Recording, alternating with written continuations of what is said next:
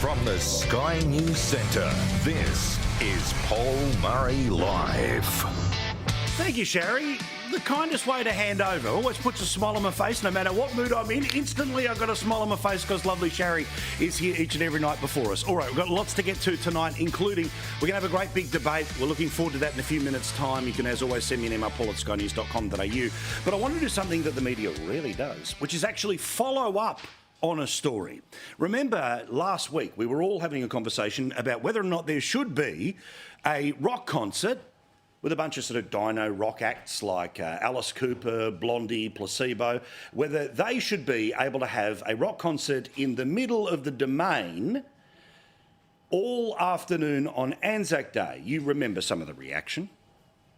The RSL has slammed the plan to hold a rock concert in the CBD during Anzac Day commemorations at Martin Place. The RSL fired a broadside this morning over a rock concert planned for the Domain on Anzac Day and clashing with the march. The most sacred day on our calendar, and this year it could be competing with this. Now, as you know, I used to work at Triple M back in the day. I have rock in my veins and I like most of the artists. But the idea of this happening on Anzac Day was pretty weird. So thankfully, the New South Wales Premier stepped in and said, not happening. Rock concert in the middle of the CBD on Anzac Day can't go ahead, and we won't allow it to go ahead. But guess what? It is still happening on Anzac Day. It just won't be in the middle of the city. It starts at 11:30 and it goes through to the evening. Again, I don't have a problem with rock concerts, but on Anzac Day, I'm sorry, it doesn't pass the muster for me. Instead, the new venue is going to be around the Sydney Olympic Stadium from the best part of, 25 years ago, at a park which is named after Cathy Freeman. But it's the comments particularly of the promoter that I wanted to mention here. It's disappointing that despite our best efforts to present the event in what we believe is an appropriate manner, there's been kickback from certain circles. The Premier of New South Wales and the people who represent the ex-service people who the entire day is about? He continues, this is not an Anzac Day concert. It is an event that is taking place on the public holiday of April the 25th, as many other events are. Now, I get it. He's a businessman. He wants to sell tickets. And again, I'm not going to pretend that I hate rock and roll. But the idea of it happening on Anzac Day is the issue that many people have. But now it will continue several kilometres away from where the central marches are taking place. And yes, it's true that essentially there are many things that do happen in the afternoon of Anzac Day, like rugby league. Rugby league will be played on Anzac Day. But of course, before the rugby league is played, not just on Anzac Day, but every single game that happens in and around that weekend, there is some sort of commemoration, recognition, pause, like this.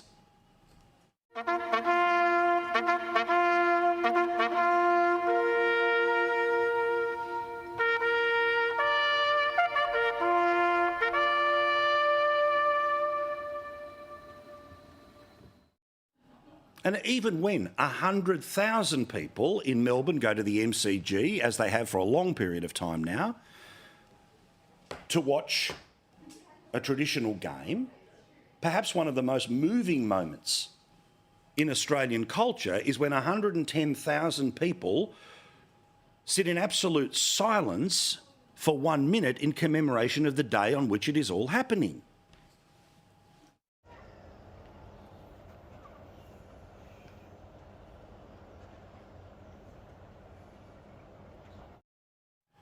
Now, I don't know what the plan is for when the gates open at 11:30, whether there'll be a trumpet or a quick ground announcement, Cricket Australia style, where you recognise the date but don't talk about the day. But I'm pretty sure there's not going to be a minute's silence when Blondie hits the stage. To the parking lot and get in your car, drive real fast, drive all night till you see a light. It comes right down, it lands on the ground, and out comes the man from Mars. Tries to run, but he got a gun. Shoots it dead. Now, as you know, the protest was in Canberra today as people from all over the country decided to descend on our national capital when our leaders are in the national capital to say we're not anti-renewable energy, but we don't believe that it should go any and every place that people in the city decide it should go into regional areas, because, of course, none of the Teal MPs, none of the Greens would want this in their backyard. No, we've got to save the dog parks of Teal seats. And there were people who had said that this is changing regional Australia and it's changing it for the worse. How could they sell off our country like this? It's Australia, for God's sake. We look after our country. There's no consultation, no information. Queensland Hydro are attempting to plonk the world's biggest pumped hydro battery storage right on top of our unique environment, and we're not going to let it happen. These people in these four walls that we're standing at Parliament House at Canberra, don't acknowledge us as people when we voted for these people. Bring it on. We're going to fight till the end. But largely the media, which I'll get to in a second, but many of the politicians who have demanded even more of this stuff going into regional areas, they've kind of got a Marie Antoinette attitude, including the lady who'd like to be Prime Minister one day. Remember, that's what was said in and around a court. Monique Ryan turns around and basically dismisses the entire thing by turning around and saying, really, Barnaby Joyce? Standing outside an anti-renewables rally in 2024? Now remember, it's not necessarily about anti-renewables, it's about massive changes to their area. But as you know, we apparently have to ruin the earth in order to save the atmosphere, despite the fact that Australia is 1% of the world's problems. China is 30% of the world's problems. Much of the technology is imported from places like China, and many of the solar panels which come to this country are made by slave labour in internment camps where the Uyghurs are being kept in China. But nothing to see here. The issue is anyone who stands in the way of what the Teals, the Greens and Twitter demands somehow is some sort of a cave dweller from a long time ago. But sadly, just as we predicted, the media, who has every opportunity to amplify issues or ignore issues, yet again show their bias by omission. There was 4/5 of bugger all coverage for this event while it was taking place, or even once we got to tonight's news. Farmers and anti-renewables protesters have staged a rally outside federal parliament. And that's it. About 10 seconds or so. No report. This was deemed not to be newsworthy today. The people came from all around the country to make their point out the front of Parliament. Now, obviously, it's not going to be live coverage for every single protest, or we wouldn't get to the rest of the news. But this is a substantial number of people with a substantial issue that is the rubber hits the road moment between the ideals of people in the city and what is happening to regional Australia. But no, nothing to be seen. But as I say, bias in many ways is why what people choose not to talk about. And it's not like when you've got an hour of news at 6 p.m. on much of the commercial networks, or the afternoon news, or their updates, or their website, that there's not plenty of space for things to be covered. Instead, network news has decided in the past couple of days to giving more coverage to an absolutely ridiculous issue, which is one bloke has apparently blown up about G-strings on the Gold Coast, and he wants ladies to cover up. This will never happen. There will be no rule, no vote, nothing will happen. This literally is a single person's complaint, but because it's an opportunity to show bare backsides on the television, what do you reckon got more coverage than people who were talking about their part of Australia being changed forever? Yeah. Well, they're considered by many to be a summer staple, but now there are controversial calls to ban G-string bikini bottoms. It's a tiny bit of fabric that's got a lot of people talking. The Gold Coast man has skimpy swimwear in his sights. There are new controversial calls to outlaw certain types of bikini bottoms. There's no plan. One person says it. No one agrees with him, and it's not going to happen. Yet because it's a little bit sexy and we can show some skin, we'll cover that. But people who've got skin in the game when it comes to the transition to renewable energy that requires 22,000 solar panels being introduced every day into the country, thousands of wind farms being placed into areas that if you wanted to build anything the size of a wind farm, your local council would say no because of its effect on the environment. Unbelievable. But yet again, we got to see a cut-through politician. Our friend, the great Senator Jacinta Nampijinpa Price. She was one of many very forceful speakers today. But it is very rare that you have a politician who has the ability to speak in normal people language because she is a normal person. She is not affected by the office, she is not drunk on the power, and she is not trying to appeal to anyone but her constituents. I wanted you to see some of this. You are the custodians of our land. Have they listened to you as to how renewable energy, wind turbines, solar farms are going to impact your lives, your land, our land, and furthermore, all Australians? No, they haven't. The Prime Minister promised Australians a reduction in our energy bills of $275. How did he think he was going to achieve that with renewable energy? He hasn't, and he won't. The speech is spectacular. It's off the cuff. There's no notes. She is a very talented public speaker with an absolute laser focus on normal people. Let's hear more from the Senator, not less, as the media, of course, would like to do as punishment for her denying them and the Twitterati their plans to change the Constitution. Meantime, there was some speculation that there was going to be a change in interest rates today as the Reserve Bank was having the second part of its two-day meetings. They will have 8 a year, not 11 a year as they previously had. And the headlines started to suggest relief could be on its way because there would either be a no further increases or a drop. Yet, of course, the reality was that they made their decision today to hold the line. But again, the idea that this is some sort of pause for celebration is ludicrous. Literally, the financial choke is on.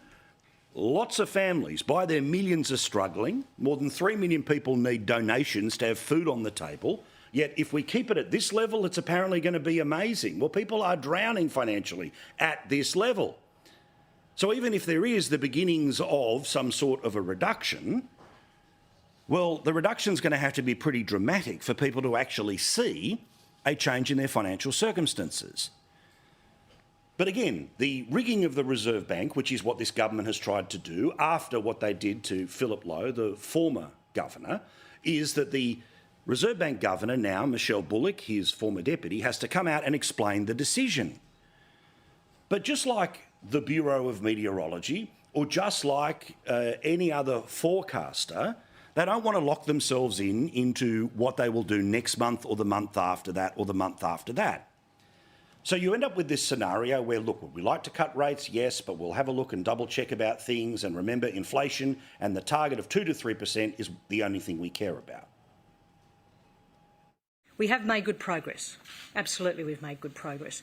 But there is more work to do. The job's not done. Looking ahead, we're forecasting inflation. We're expecting, our central forecast is that inflation will return to the target range 2 to 3% in 2025. But the devil in the detail is even longer than that. In fact, the Reserve Bank is suggesting today that the only time it's going to get anywhere near 2 to 3% is not 2024, not 2025, but 2026. 2026. Now, that may mean that there's not going to be any further increases, but when people who have a loan of more than $1 million need to find an extra $30,000 than they did 2 years ago to pay off their house, the financial pain stays until the rates are cut. Now, interestingly, in the Reserve Bank documents, which here were interpreted by SBS, we'll use their graphic here, that they expect that, yes, inflation starts to move down towards where they need it to be, between 2 and 3%. In 2026, but even then rates in 2026 will be 3.2%.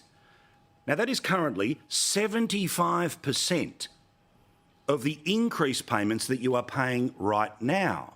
So even when the pain is gone, 75% of the pain you feel tonight will still be there. all of this year, all of next year, and then in halfway, maybe, into 2026. Yet the media today, relief. There's no relief. We're still being choked. People are still financially hurting. And $15 a week, while wonderful to change the political narrative, isn't going to change anyone's financial circumstances. And the Reserve Bank knows it too. So sadly, the pain is going to roll on for a long time. And even if everything goes well, everything goes right, nothing is inflationary, there's no further problems in the world, 75% of the increases you have been paying in interest rates is the best you can hope for into the foreseeable future. Meantime, as we have worked out via the polls and now what has happened in and around the Parliament, the cost of a broken promise is apparently $15 a week for the lowest income Australians. Now, today, Peter Dutton formally announced what we knew was going to happen yesterday, what we knew was going to happen last week, which is that he is going to support the changes to the Stage 3 tax cuts where people over $100,000 get screwed, people under $100,000, well, they get to keep a small amount of their money that doesn't actually change their life. So the Coalition is not going to stand in the way of providing support to Australians who are doing it tough. The Prime Minister's made this change for his own political survival. We're supporting this change not to support the Prime Minister's lie, but to support those families who need help now. So instantly, the press gallery and, of course, the Labor Party was bouncing around today because they had won the political fight here. Well, we don't know because nobody's actually polled the question about do you believe the Prime Minister or the Treasurer is a liar. Instead, there's very close to push polling that exists around, some pretty straight up and down polling that says the best part of, 60-70% of people back it in. But nobody's asking the question is, does $15 a week actually change your life? Of course, still tonight on the 6 p.m. news, the people who have been only interested in resuscitating the Prime Minister are still talking about the annual tax cut of $3,000 here and $4,000 there. But of course, it's not how it's going to play out for people. Instead, it plays out in weekly, fortnightly or monthly pay packets. And the idea that for the lowest workers, $60 a month is going to turn it around, well, I'm not entirely sure that's going to be the case. But as for, again, Peter Dutton in his response here and what their plan is going to be going into the election, which could be as early as August this year, or if the Prime Minister is to be believed, sometime next year, he says, well, they will come up with even bigger tax cuts when it's time to vote. We will take to the next election a significant tax policy which will reduce taxes for Australian taxpayers. Now, interestingly, when the government has just gone through what they have gone through, but they have the arrogance to believe that nobody has a problem with whether governments break promises or not, we had this bizarre exchange today inside the Parliament where you would think the answer would be pretty simple. Are you planning to do anything when it comes to negative gearing? Answer, no, right? Oh no, Grim Jim had many more words than no. The Prime Minister, myself in press conferences, we have dealt with this question already. I say this once again for those opposite. I've dealt with this question publicly in the recent past. I'm sorry? You just say no, right? Or is the reason you don't say no is because you don't want to be considered as somebody who lied in Parliament, misled the House, and therefore that creates a whole other series of procedural problems? Now, remember, we know what Jim Chalmers thinks about negative gearing. He's told us. But any housing policy that doesn't deal with negative gearing and capital gains tax is a sham. Housing affordability, which doesn't make important and considered changes to capital gains and negative gearing, has a hole in the middle of it. If you want to deal with housing affordability, you need to start with negative gearing and capital gains. So we know what's going to happen here. We've seen this one before. But the arrogance of the people who run the country and the people who advise them and the media who is trying to desperately prop them up. Remember, the Labor Party took more than 13 months to support the original tax cuts that were put in place in 2018, which were finally going to pay off this year. They took 13 months. But instead, the media pile-on quickly turned into what's the opposition going to do? And the government now gets the result it wants in just 2 weeks. I'm sorry to return to a familiar theme, but I have to here. How many times have we heard something like this from the Prime Minister? People need a government that is focused on them, that's focused on jobs, focused on cost of living, focused on the prices of things on supermarket shelves. That's the apparent promise. All day, every day, anything we can do to reduce the burden of cost of living is what we do. But as we've told you, they have increased taxes on many different things on their watch. Just this week, petrol has been increased in tax to the highest level it has ever been. The best part of 50 cents a litre now is what you pay when it comes to petrol. This government has introduced new taxes on heavy vehicles, meaning that anything that moves anything around the country will have an extra tax placed upon it. And as some attention has been made today, there's been very significant increases in the excise, otherwise known as tax, that is paid by people who like a drink. Oh, no, not wine, of course. That's in the EV class. They're on a different version of tax, and they have not been receiving the same up.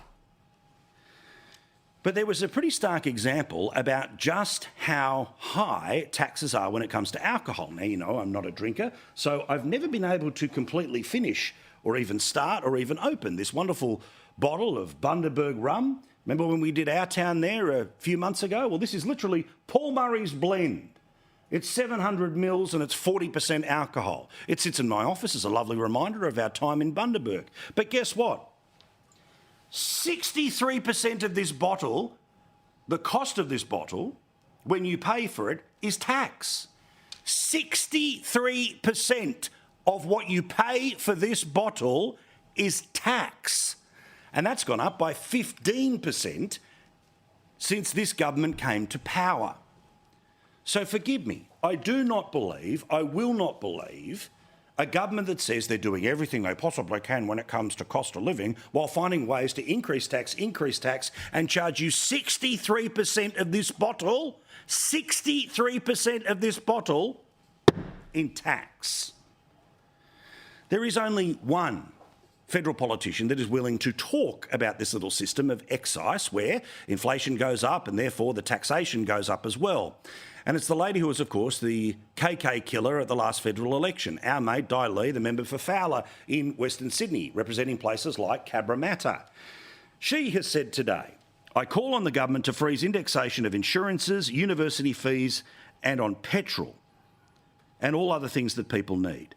With the cost of living, the people of Fowler and Western Sydney are really doing it tough. They're under stress, they're paying for everything. Now, we know that there will be a by-election in the first week of March. This is in a working-class part of Australia that has voted Labor the past couple of elections, but it voted Liberal a couple of elections before that. Now, the boundaries have ever so slightly changed and the margin is pretty significant. But you would think if there is a protest to be registered, it will be registered at this by-election. You would think that 63% of a bottle of booze, 50 cents for every litre of petrol, and please be happy with your $15 a week, may well end up being part of the focus of those voters, because whichever way they vote, it won't change the government, but you will be able to register a protest with the government. But amazingly, apparently one of the issues that they think will play out in this by-election will not be your financial circumstances. Instead, it's going to be the planet's future and whether you buy government spin.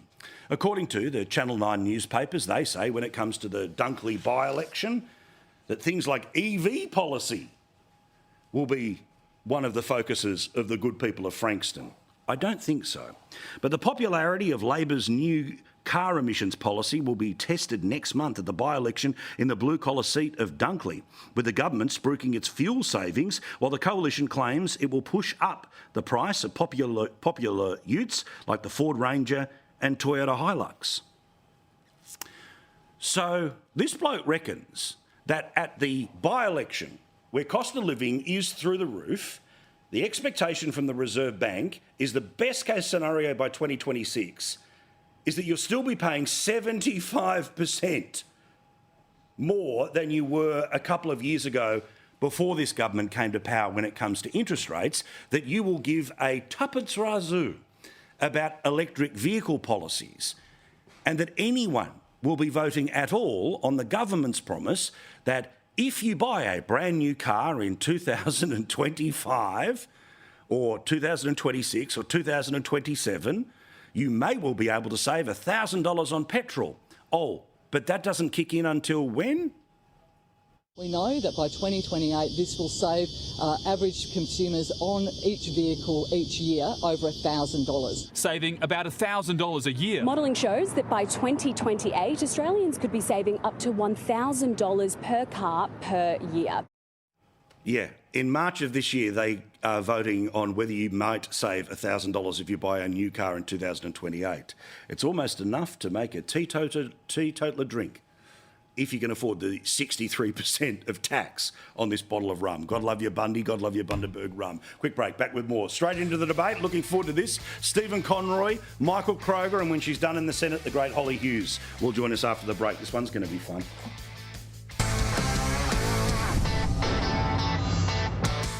I've been looking forward to this all day. Can't wait to get into it with Stephen Conroy, who has been freshly checking the talking points. The Treasurer's voice is represented here because he's just here to help. The former Victorian Liberal Party president and our dear friend, the dapper Michael Kroger. And she's out of her job of chairing the Senate this evening. So she's with us in the Canberra man cave-ish, the wonderful Holly Hughes, of course, from the Liberal Party representing New South Wales. So, nothing happened today, yet we're supposedly being told that best case scenario, we get to somewhere between 2 and 3% inflation, maybe in 2025, probably in 2026. But even then, Stephen, we'll still be paying 75% higher interest rates than we were before we took this journey. Geez, isn't everything working out? Well, look, I mean, as you know, Paul, I've consistently said that the Reserve Bank has got its modelling and its assumptions that underpin its modelling badly wrong for the last couple of years, and nothing's changed today. I mean, this is an emperor who has no clothes, and it doesn't matter whether it's Rob Lowe or Michelle Bullock. They're cut from the same cloth. They both believe their own modelling. They both refuse to ignore take any notice of the real world, and they've got flawed assumptions in their modelling. So she can release 140 pages trying to justify the mistakes they've made over the last 12 months, and it will make no difference in the real world. They've been wrong on their underpinning assumptions over the last 12 months, and they're wrong again today. They should be getting ready to cut rates very soon after the completely moronic rate rise that they engaged in October. I mean, every time the real world statistics turn up, they humiliate the economists at the Reserve Bank, but they just don't want to learn their lesson. They think their audience is the 12 market economists and the banks and the financial institutions, and the rest of Australians, including Middle Australia, can go he. Well, given their penchant for finding people from the former Labor government, well, obviously you're on your way to the next Reserve Bank governorship. They'll always find a way for a Labor mate. So we'll see what happens there. Breaking news, you saw it here, the man who's here to help. That's unkind. Oh, sorry, Craig Emerson. It's unkind to Michelle Bullock. Yeah. Well, okay, all right. But then let's talk here about Michelle Bullock. And again, this one of the reforms of the Reserve Bank is putting her out in front of the press after they make a decision, basically to turn them into the human pinata whenever they go up, or to turn them into somebody who gets yelled at until they start to drop. And surprise, surprise, because they don't want to lock in what they're going to do 30 days, 60 or 90 days from now, you get this rubbish, which is everything. We haven't ruled anything out and we haven't ruled anything in. So I would say we have maintained the option that it might be that there has to be more rate rise, but there might not be either. But again, Michael, surprise, surprise, the media desperate to find, the packer-whacker to get the PM back into the form he was in 2022. Again, going to suggest that any drop in interest rates is going to be politically advantageous. But when financially, I've just laid out what the predictions are into the future, and we know that they aren't that fantastic. Remember, we were told we wouldn't be seeing interest rate rises till, 24? Now we're being told that the best case scenario for down in 26 is still 3/4 of where we are now. I like the fact that the previous governor, according to Stephen, was Rob Lowe. I'm in favour of that. I like that too. Oh, Philip Lowe. Phil Lowe, sorry. It's a Freudian West Wing slip. You know, we know the West Wing's a democratic fantasy. The truth is, mate, the truth is, unless he's a former Labor politician or a former ACTU official, they can't even remember their names. They're just part of the milieu of life walking down Collins Street. Now, mate, here's the thing, and the governor was very specific today. Nothing can be ruled and nothing can be ruled out, and it may rise, it may not rise, it may go down, it may not go down. So she was very clear. Oh, absolutely. But look, one thing, the only thing you can say with certainty is this. The Reserve Bank cannot possibly afford to put interest rates down, get it wrong, and then have to raise them again. Correct. So I think for certainty, she and the board are going to have to wait longer than you might think before they reduce rates. I would doubt there'll be a rate cut before, if there is one in this year, before August. The market's speculating about 50-50 in June. They cannot get this wrong. It would be a disaster for Bullock, the Reserve and the government to go from 4.35 down to 4.1 and then 4 or 5 months later say, whoop, inflation's out of control again, so we're going to have to raise them again. That would make a fool of her and the Reserve Bank. The government would be furious. The public would be furious. She'd be rained on from a great height for having jumped too early.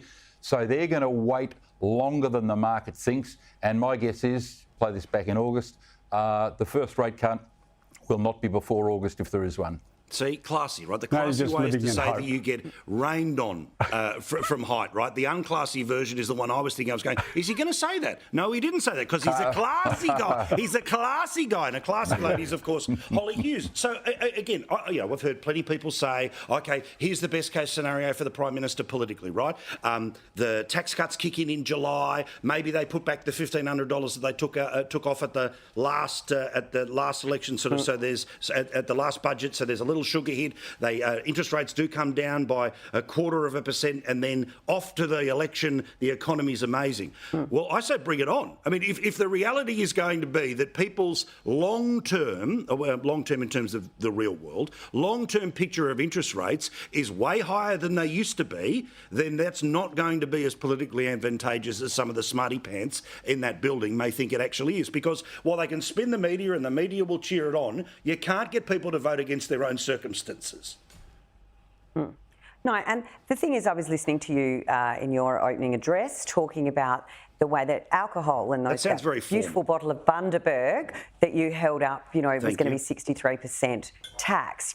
This is stuff that is going to affect Australians. And if you have a look at what's happening with increases to beer, increases to petrol, increases to spirits, there's no increases for Tesla owners and there's no increases for wine drinkers. So who are they pitching this at? Because these stage 3 tax cuts, the Prime Minister broke a promise on those. He said over 100 times he wasn't going to do anything to them. Then he's done some sort of Olympic backflip movement. And of course now he's apparently the saviour, confusing tax reform with cost of living relief. But anyway, that's an economics course. But we're talking about there's going to be a hit to these people's wallets that he's saying he's so keen to help long before the July 1 tax cuts will even kick in. And then you've got the average family of four's already had to find an extra $25,000 per year since this government's come to power. If you think $15 a week is going to come anywhere close to making that make a difference is just ridiculous. And the reality is for all Australians and to all your viewers, Paul, if you're feeling poorer, it's because you are. You are now substantially less well off than you were when this government came to power. $8,000 per person per year. And the best they've managed to come up with is drip feeding $800 per year, 10% back to the average worker. So this is just taking from Peter to pay Paul, trying all these smoke and mirrors to say, look how great we are, when in effect everyone is continuing to go backwards. I've got to say, we're all students of the game.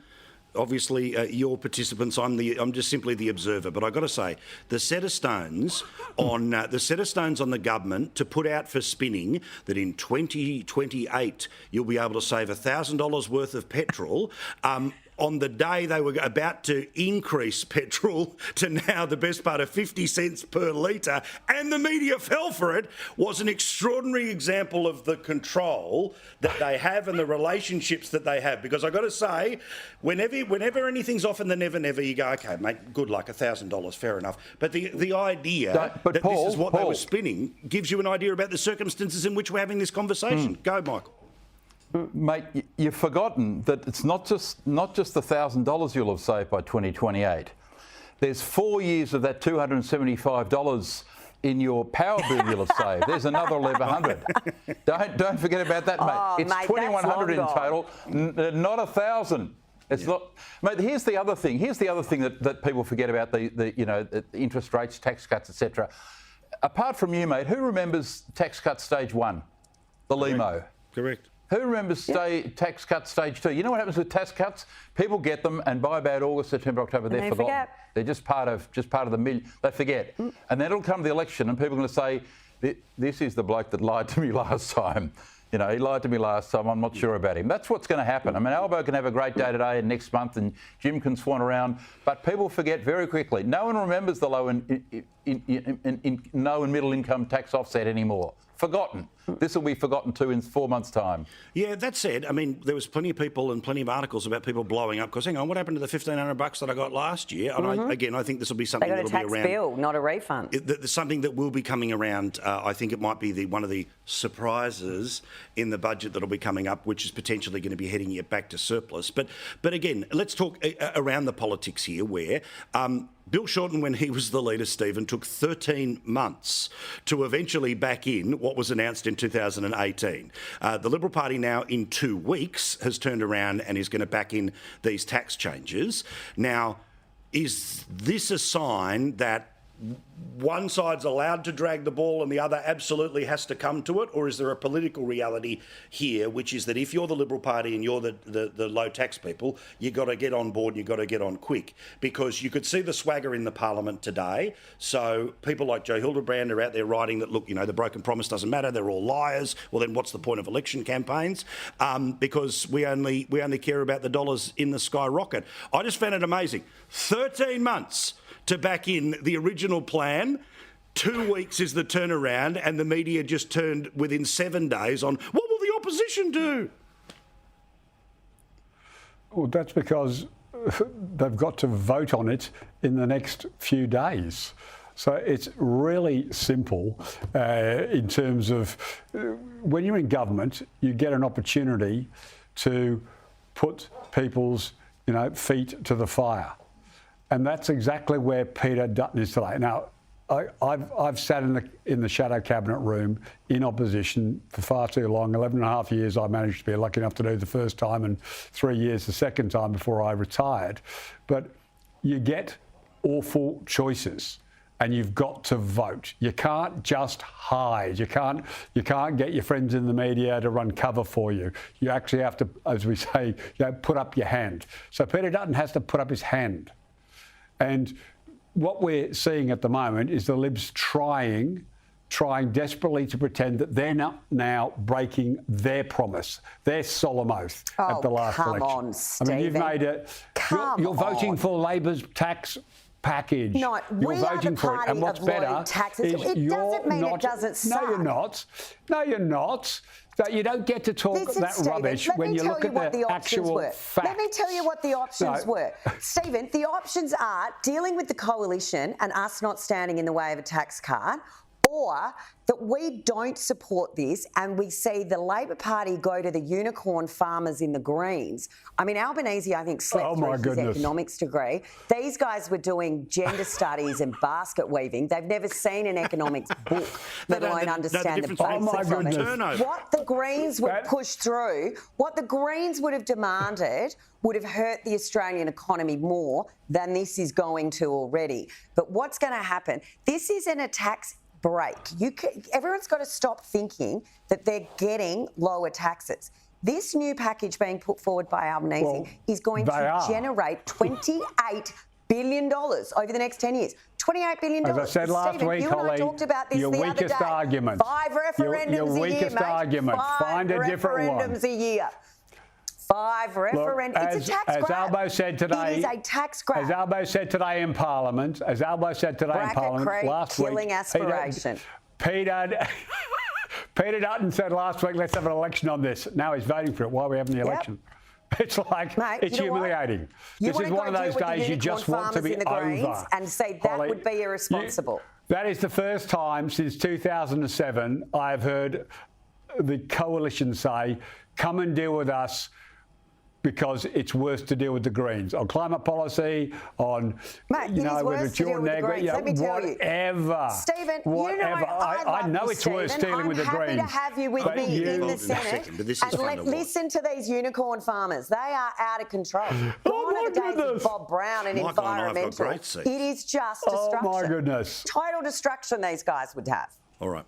Quick break. I'm seriously, I'm in shock. I could faint, Paul, before the end of this segment because the coalition have decided it's more responsible for Australia to vote with the government against our own policy than it is to make them go and deal with the unicorns, to borrow your phrase. No, that is an extraordinary feat. No lefties. You just want this to go away. She is part of the man cave crew. She never backs down from a fight and always tells it like it is.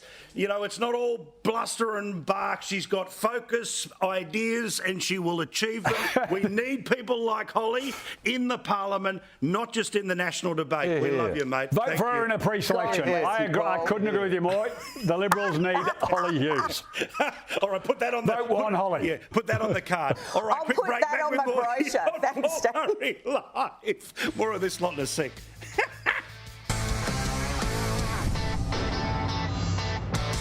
We are here with Holly Hughes, with Michael Kroger and with Stephen Conroy. Now, as you know, I'm not watching a frame of the Malcolm Turnbull version of history currently playing out on taxpayer television. However, I'm also not going to stand in the way of entertainment. And for your good, entertaining pleasure, the good people watching this program right now, and God love you for doing so as loyally as you do. Of course, he referred to, in one word, he being the ghost. We don't believe in ghosts in this program, but it was weird. I read accounts of the ghost suggesting that the one word to sum up Peter Dutton was thug. So I'm going to let you use as many words as you want to describe Malcolm Turnbull, Stephen Conroy. Oh, look, this bloke is a narcissist par excellence. I mean, just sitting there watching me, and they've say, give me one word. He'd go, oh, and you can see him smiling, trying to think, what's the best word? And then he'd go, oh, I found the best word. And there's this little smug smile on his face after he said it. And he did it for a bunch of characters. It wasn't just Dutton. I mean, this bloke doesn't have a mirror in his house because he is everything he's described. I mean, I thought the best part of the show last night was Warren Entsch and why he signed for Brendan Nelson as the 43rd signatory for the spill. Beautiful. Just to remind people what a political thug Malcolm Turnbull was when he tore down Brendan Nelson. I mean, never forget, Brendan's just been elected after the loss as leader. Turnbull, and he gets a little bit emotional, as you might expect, incredible honour. Turnbull bursts in his door and abuses him for being weak within 5 minutes of him being elected. This was a bloke who used to text him at midnight, make all sorts of outrageous threats, undermine him continually. This bloke is a political thug masquerading as, oh, I've got my nice leather jacket on Q&A tonight, I'm really a sweet bloke. Let me tell you the greatest Malcolm story. There's two types of business people Do I open the Bundy Sydney. for this? I will. Get the Bundy open. So there's two types of business people in the business community in Sydney. Those who've never met Malcolm and think he's absolutely fabulous and a genius, and anyone who's ever worked with him who knows what he's really like. All right, send complaints to Media Watch, or no doubt try to call for a royal commission into this program, which no doubt he will. Michael, again, your thoughts on a ghost who I think quite correctly is being referred to there? We don't have all that long, do we? I needed about 2 or 3 hours. I truncated mine. You truncated yours. That was a short version. Well, I'd just say this, that first of all, I'd refer everybody to an article written for tomorrow's Australian newspaper by Richard Alston. So good. Alston's the former distinguished Howard government minister and was federal president during the 2016 election. Have a read of Richard Alston's article, which is an outstanding piece of work and every word with which I agree. And I'd only add this. In Malcolm's world, no one else was ever allowed to aspire to the leadership. No one else had a right to the leadership except Malcolm. So, of course, we know the history with Abbott. Nelson had no right to be leader. Morrison had no right to aspire to be leader. He was duplicitous. I mean, in Malcolm's world, Malcolm was the king for life, and anyone else that ever thought that they might have a go at being leader was disloyal, duplicitous, disgraceful, whatever. Malcolm lived in a coiffured world of his own making.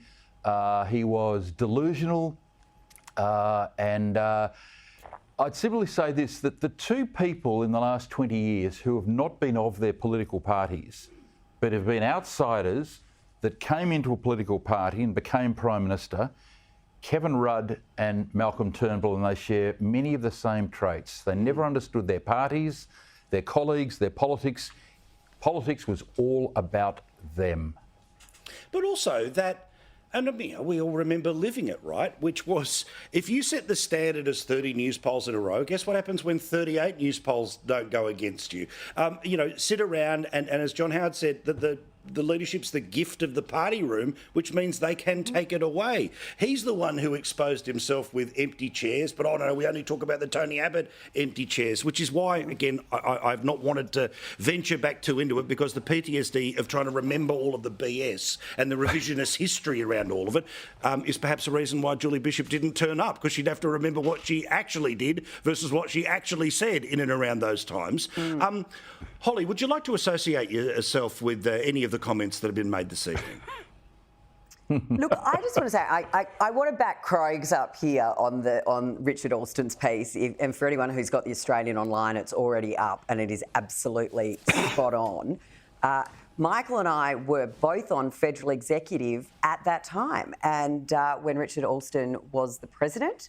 And I think, Michael, I remember sitting opposite you on the day of the spill when we were still waiting for Malcolm to accept the signatures, sitting in a federal executive meeting, and what it was doing to the party. So, like you, Paul, a little bit of PTSD. I think some of us would like to block out some of that time because I did watch it last night. And, the one thing that just consistently strikes me as both hilarious and so blatantly hypocritical is what Malcolm did to Brendan, but what he did to Tony with regards to his prime ministership, and then complain that the same thing happened to him. The old adage, you live by the sword, you die by the sword.